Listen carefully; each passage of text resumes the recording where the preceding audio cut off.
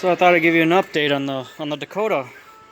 I finally took the cylinder head off. I just have this covering, so just in case if it rains, no moisture gets in there. And I finally found the problem. I knew right away what was the problem.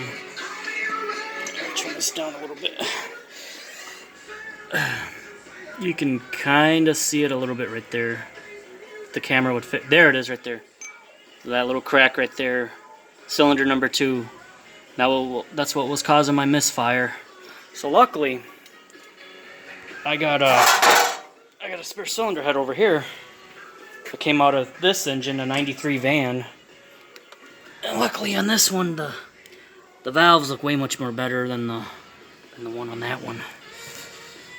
But I'm gonna take the camshaft out of this one because you can see right here it's kind of little scarred or whatever.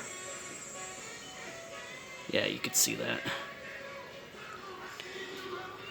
And then the head gasket on this one, it just looked kind of, whoops, just looked kind of nastified. Where is it? Oh, it's up here.